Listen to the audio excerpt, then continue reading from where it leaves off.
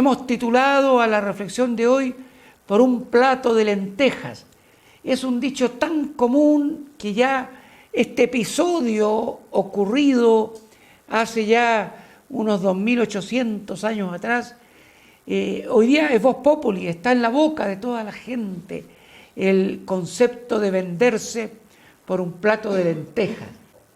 Vamos a estar entre los capítulos 27 al 33, incluso algunos anteriores del libro de Génesis, citando donde se concentra mayormente este episodio, pero hagamos una introducción, un repaso de los momentos históricos.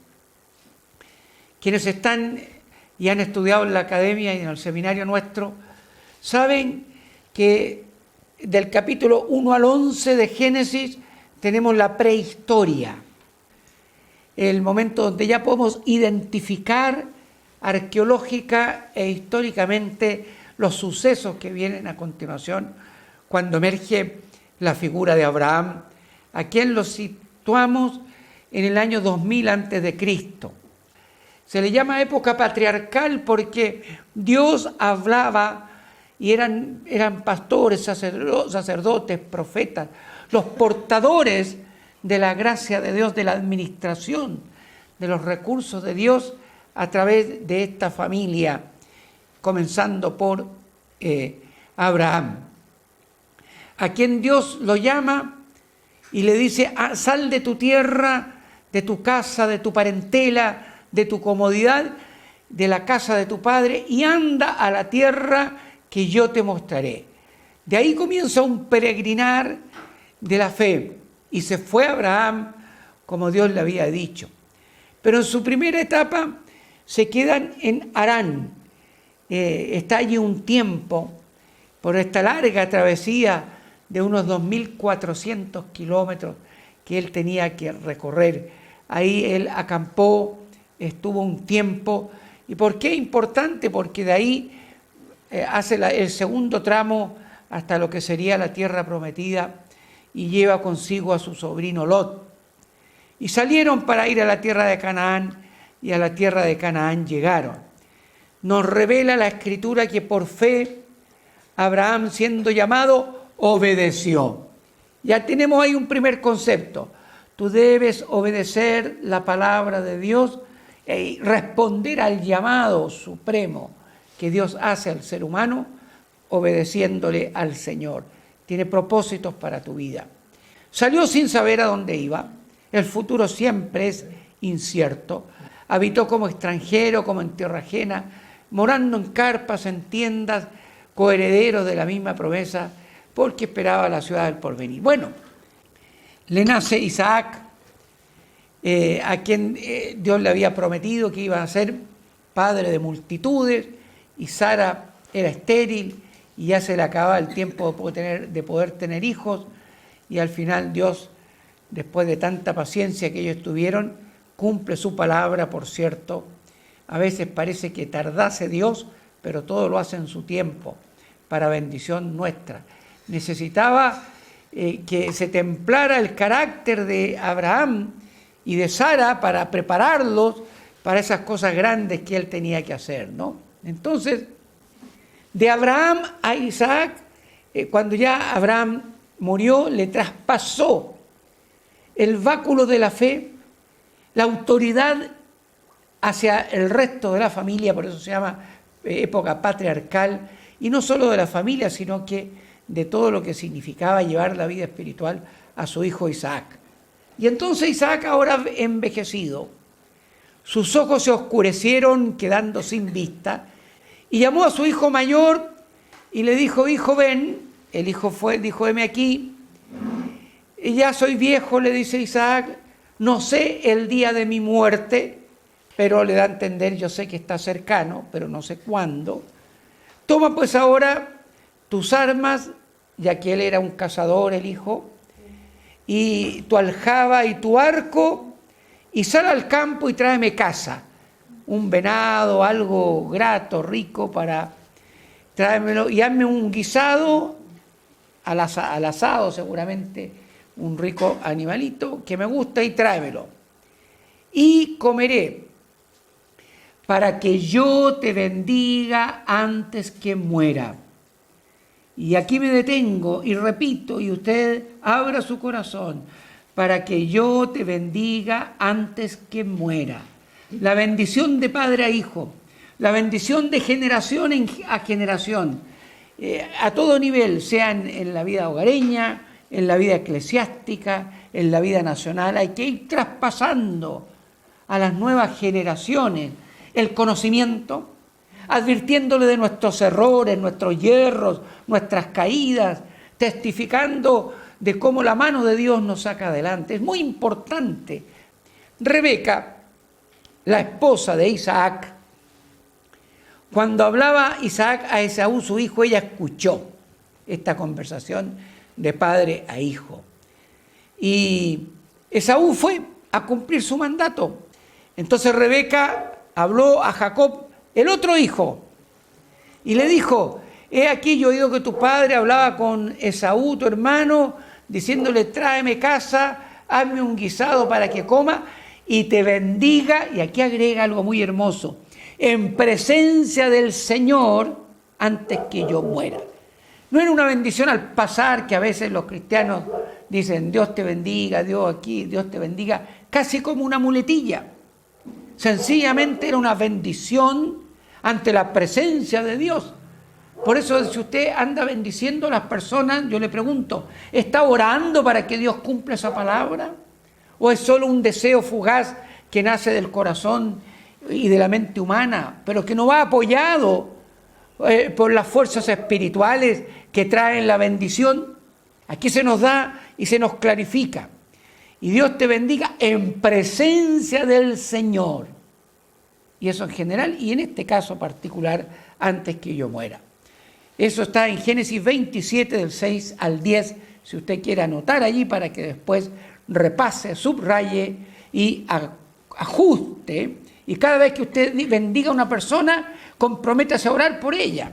Si usted le dice a 10, a 50 personas en el día, tiene que orar por esas 50 personas, ¿cierto? Para que el Señor, y ser consecuente para que la oración a Dios no tenga estorbo. Así que, entonces ella le dice, Rebeca, a su hijo: mira, obedece a mi voz lo que yo te mando.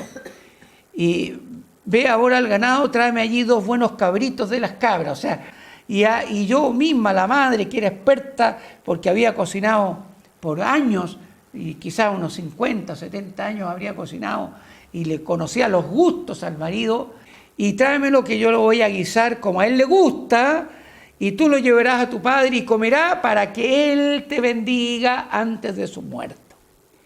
Ahora, este es un pasaje que es interesante de analizar, porque por una parte llama la atención que una madre y un hijo confabulen, se coludan para engañar al esposo y al padre, que además está ciego, porque sabemos que Esaú era velloso y Jacob era lampiño. Entonces lo forró en piel del mismo cabrito para que pareciera que tenía pelos en sus brazos, para que el tacto del padre lo confundiese. O sea, incluso con estrategia, con una astucia, preparando hasta el más mínimo detalle para no ser sorprendido en el error. Ahora uno puede decir: sí, ¿cómo Dios bendice posteriormente este acto? Y vamos a ver que Dios, por una parte, transforma, y vamos a ver por qué razón, y realmente da la bendición, pero también hace pagar las consecuencias a las 2 personas que se coludieron para cometer este desatino. Ahí vemos este precioso cuadro donde se ve ya Isaac ciego. Hay un trozo de las manos gruesas, velludas de Jacob, la madre detrás, que le está soplando: sí, es tu hijo, aquí viene, y engañándolo, y el padre tomándole la mano y poniendo la otra sobre la cabeza de su hijo, dándole la bendición a través de él. Y estas bendiciones eran inexorables: si ya se la daba, no había caso. Y aborreció Esaú a Jacob por esta causa, por la bendición con que su padre le había bendecido. y dijo en su corazón, van a llegar los días del luto de mi padre, ya está pronto para morir. Me voy a contener, dice Esaú, pero apenas muera, yo mataré a mi hermano Jacob por lo que me ha hecho.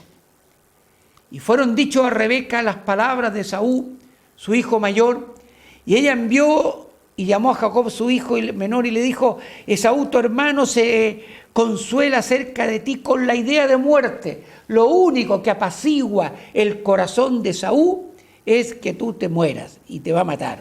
Así que anda, obedece a mi voz, levántate, huye a casa de Labán. Por eso mostrábamos a la tierra de Harán, al norte, a esa mitad de camino que ya había hecho, porque había quedado parte de la familia de Abraham. Entonces, anda para allá, escóndete ahí para huir, para preservar tu vida. Y mora con él algunos días hasta que el enojo de tu hermano se mitille, hasta que se aplaque la ira de tu hermano contra ti y olvide lo que has hecho. Yo enviaré entonces y te traeré de allá cuando vea que el peligro ha pasado, le dice la madre, ¿no? Aquí, porque ahora vamos a analizar el pasaje, vamos a retroceder un poquito. ¿Por qué Dios permitió esto? ¿Qué había en el corazón de Jacob? ¿Qué había en el corazón de Esaú? ¿Y qué había en Rebeca? ¿Y qué había en Isaac? Los cuatro protagonistas, los padres con los hijos, que hace que esta familia sea convulsionada con esta colusión en algo indebido, y cómo y por qué Dios lo transforma finalmente en bendición. Volvemos atrás, crecieron los niños, capítulo 25 de Génesis. Esaú fue diestro en la casa, hombre de campo. Jacob era varón quieto que habitaba en tiendas. Uno era cazador y ya. Pero mire usted, y amó Isaac a Esaú porque comía de su casa. Le gustaba el fruto que le traía el hijo. Aquí uno podríamos decir cualquier fruto que sea, el padre se sentía agraciado. Y qué bendición que los hijos puedan agraciar, bendecir, satisfacer, gozarse, ayudando a los padres. Eso es justo, corresponde. Entonces, se vino un corazón especial del padre hacia Esaú. Pero mire usted, sin embargo, Rebeca amaba a Jacob. Entonces, vemos que por una parte el papá ama a un hijo y la madre a otro. Y ahí cometen ambos un error grave, porque el amor de padre no puede y no debe hacer acepciones. Los hijos, los más débiles, los más fuertes, los más virtuosos o los menos virtuosos, deben ser amados por los padres sin hacer distingo, porque ante Dios responderán. Y tenemos como imagen que Dios no hace acepción de personas. Eso no obsta ni implica que a veces el padre tiene que tener un cuidado especial con uno de los hijos justamente por alguna debilidad o lo que fuese. Pero el amor tiene que ser profundo y para todos. Así que aquí hay un defecto y por eso toman partido y que trae, como digo, funestas consecuencias. Y por otro lado, el corazón. Aquí vemos en otro episodio ya la responsabilidad de los hijos. Y hizo Jacob un potaje, y volviendo Esaú del campo cansado, dijo a Jacob. Había salido Esaú a cazar todo el día. Quizás, ¿cuánto había estado? Quizás 2 o 3 días fuera. Llegó agotado y probablemente sin casa. Y su hermano, que se dedicaba a la agricultura, tenía granos, habitaba en tiendas, se dedicaba al campo, a la agricultura. Entonces guisó y tenía preparado un exquisito plato de legumbres, esas legumbres rojizas, ¿no? Y le dice entonces, y le llega cansado, y le dice el hermano al otro, te ruego que me des de comer de ese guiso rojo, de ese plato que tú tienes ahí, pues estoy muy cansado. Y Jacob respondió, véndeme en este día la primogenitura. Entonces dijo Esaú, he aquí yo me voy a morir, estoy tan desfalleciente que me voy a morir, ¿para qué me sirve la primogenitura? Y entonces se la vende y se la entrega. Y eso refleja el corazón de él. Y dijo Jacob, ya vamos a hablar qué era la ventaja, en qué consistía la primogenitura, júramelo en este día. Y él le juró, o sea, se comprometió y vendió a Jacob su primogenitura. ¿Qué estoy diciendo? Que todavía esto pasó en una etapa y varios años después, cuando el padre ya viene este otro episodio, que se coluden, pero había algo ya que el hijo había despreciado la primogenitura. Y por eso quizás Dios permitió en su soberanía que ya el hijo entonces menor tomara esta responsabilidad. Entonces Jacob dio a Esaú pan y el guisado de las lentejas, comió y bebió, se levantó y se fue. Así menospreció Esaú la primogenitura. ¿Sabe usted en qué consistía la primogenitura? Dos cosas fundamentales. Por una parte, recibía una doble porción de la herencia. Así que si habían 2, 3, 5, 7 hijos, el primogénito recibía más recursos, el doble que todo el resto, porque también tenía que ejercer una autoridad patriarcal y probablemente eso traía más gasto, y para darle más autoridad sobre el resto, era bendecido también con más bienes. Y en segundo lugar, y sobre todo, le daba la autoridad sacerdotal.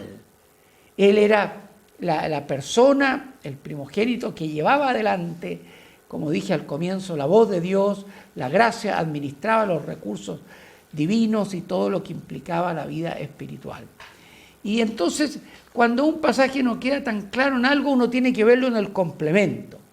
Y en Hebreos, en otros textos bíblicos donde vuelve a ratificar. Miren bien, dice Hebreos, no sea que alguno deje de alcanzar la gracia de Dios, que le pasó precisamente a Esaú, que brotando alguna raíz de amargura, escuche bien, brotando alguna raíz de amargura, les estorbe y por ella muchos sean contaminados. La amargura en el corazón es tremendo porque detiene la gracia de Dios y por otro lado contamina al resto de la gente. Es un virus, es una pandemia que se propaga con mucha facilidad y por eso el pecado de las murmuraciones, de las quejas, de las amarguras que se transmiten con mucha rapidez entre el pueblo de Dios y que hacen tanto daño y contaminan con familias, congregaciones enteras, sociedades completas y naciones. Eso por una parte, la amargura, pero por otra, le dice, no sea que haya algún fornicario o profano como Esaú, que por una sola comida vendió su primogenitura. Aquí nos da otras características de Esaú, que era un hombre profano y que era un fornicario. Es decir, no respetaba el principio que Dios había establecido para la plenitud y la bendición en el área sexual. Y entonces la amargura entristece al Espíritu Santo de Dios, como nos dice en Efesios. No contristéis al Espíritu Santo de Dios, con el cual fuisteis sellados para el día de la redención, y agrega, quítense de vosotros toda amargura. Y agrega otros, pero se da cuenta que la amargura tiene la consecuencia de contaminar a muchos, de impedir que la gente alcance la gracia de Dios, ¿cierto? Que es más allá de los méritos, y por otro lado, entonces, entristece, aparta el obrar del Espíritu Santo de Dios por causa de eso. De ahí la importancia de dejar también el enojo, la ira, la gritería, la maledicencia y toda malicia que atentan contra eso. Pero la Escritura le define que Esaú era un hombre profano y por eso dejó de alcanzar la gracia. Debiendo ser el primogénito, no llegó a ello. Y así entendemos entonces por qué Dios permitió. Y en la parte de fornicario también aparece poco más adelante, porque nos cuenta como 3 láminas más atrás, dice que cuando Esaú era de 40 años, tomó por mujer a Judith, hija de Berí, Eteo, y a Basemat, hija de Elón, Eteo. Y fueron amargura de espíritu para Isaac y para Rebeca. ¿Por qué? Porque Esaú se enamoró de 2 mujeres que no eran del pueblo de Dios y por lo tanto transgredió el principio que Dios había establecido para conservar en santidad y pureza a su pueblo y no se contaminase con los ídolos y las idolatrías de los pueblos que habitaban en aquella región. Así que por todos lados vemos que el corazón de Esaú no estaba preparado, y con eso quizás justificar en parte o entender por qué Dios en su soberanía permitió esto. Sin embargo, como vamos a ver más adelante, esto le tuvo un costo muy grave para ambos, para el propio Jacob, que tuvo que salir huyendo, como dice acá. Salió pues Jacob y fue a Harán, y llegó a un cierto lugar y durmió porque ya el sol se había puesto. Corrió bajo la amenaza de muerte de su hermano, para distanciarse, salir lo más lejos de un momento a otro. Él hizo todo esto pensando que iba a recibir una gran bendición, que iba a tener una tremenda paz, una tremenda tranquilidad, que iba a ejercer la autoridad, estaba feliz. Y en un instante Dios le hace ver el delito que ha cometido de deshonrar a su padre, de engañarlo y de suplantar a su hermano. Y él entonces tiene de un instante salir arrancando, huyendo, y ya en la noche, después de correr, cuando ya no se veía el camino, entonces pesca una piedra, se recuesta, y ahí Dios en sueño le habla de la siguiente manera: de una escalera que estaba apoyada en tierra y su extremo tocaba el cielo. Y el Señor estaba en lo alto de ella, arriba estaba, el cual le dijo: yo soy Dios, el Dios de Abraham, tu padre, el Dios de Isaac. La tierra en que estás acostado te la daré a ti y a tu descendencia. Le ratifica la promesa que le había hecho a su abuelo. ¿Se da cuenta? Se lo dio la promesa, Dios se la dio a Abraham, se la ratificó a Isaac, y ahora en estas circunstancias, incluso adversas, se la vuelve a decir. Y eso para alentarlo, decir: mira, estás aquí, estás en peligro de muerte, no sabes qué te espera en el futuro, sin embargo, yo estaré contigo, y esa tierra que estás pisando será para ti tu descendencia. Eso le anima a decir que ya todavía mi tiempo no ha acabado, mi tiempo no ha terminado en él. Dice, entonces de alguna forma Dios va a impedir que esa muerte de Esaú hacia él se concrete. Será tu descendencia como el polvo de la tierra, te extenderás al occidente, al oriente, al norte, al sur, y todas las familias de la tierra serán benditas en ti. Yo estoy contigo, te guardaré por donde quiera que fueras, y volveré a traerte a esta tierra. Fíjese, parte la noche, porque no te dejaré hasta que haya hecho lo que te he dicho. Y despertó Jacob de su sueño y dijo: ciertamente el Señor está en este lugar.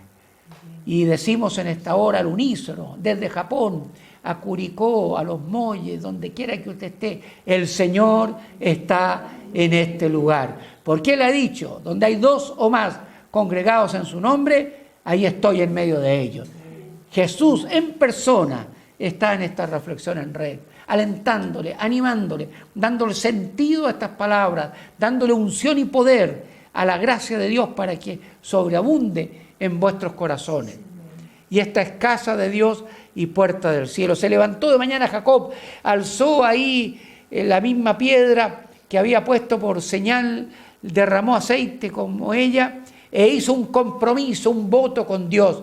Si fuera Dios conmigo, si Dios fuera conmigo y me guardara en este viaje en que voy, y me diere pan para comer y vestido para vestirme, y volviere en paz a mi casa, el Señor será mi Dios.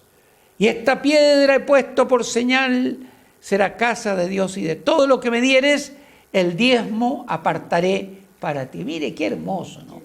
Reconoce que la provisión de Dios está en peligro de muerte. Dios, si tú me sacas de esta coyuntura tan amarga, tan difícil, tan incierta, y creo porque tú me has dado estas promesas, me apropio de ello, me la estás ratificando a través de este sueño, y entonces hago pacto contigo, y como tal yo también me comprometo a dar de todo lo que tú me das para la expansión de tu reino, para el conocimiento de tu causa, para todo lo que implica que la voz tuya, la palabra, corra por los confines de la tierra. Bueno, así fue la historia. Y ¿sabe cuánto tiempo estuvo Jacob fuera de su familia en el exilio? 20 años. No nos alcanza el tiempo a continuar en el desarrollo de esta bendita historia, porque la pasó muy mal allá. Se enamoró, sí. Formó familia, sí. Fue de mucha alegría, mucho gozo. Pero en la parte laboral, su propio tío lo engañó 10 veces. No le cumplía las palabras, en fin. Es toda una historia hasta que al final, después de 20 años, regresa, tiene que huir, arrancar, para volver de nuevo a su tierra, para poder llegar con el temor también de que Esaú todavía tuviese en su corazón el deseo de matarlo. Así que, mala actitud, el castigo le vino de todas formas, 20 años fuera de la casa. Al parecer nunca más Rebeca volvió a ver a su hijo, porque no nos dice que después de los 20 años la vio. Así que es probable, ya si el padre estaba por morir poquito, cuando él partió 20 años no iba a resistir como el cuadro que da la Escritura. Así que ya, y Rebeca la viuda ya es muy probable porque no nos da ninguna señal, sino habría habido un relato del encuentro del hijo con su madre, pero no lo existe. Así que, amados, un corazón bien puesto. Padre, las personas mayores bendigan a sus hijos cada mañana cuando salen a trabajar, cuando salen, y bendecir es orar por ellos. No una palabra vacía, sin sentido, sino que clamar al Dios del cielo, como yo sé que algunos de ustedes lo hacen, cuando sus hijos tienen que tomar decisiones importantes en sus vidas profesionales, en sus causas, o cuando van bajo peligro. Hay que orar por los hijos y llevarlos a la presencia de Dios, bendecirlos desde la presencia de Dios y no de la presunción del propio corazón. Amén. Amén. Que así sea.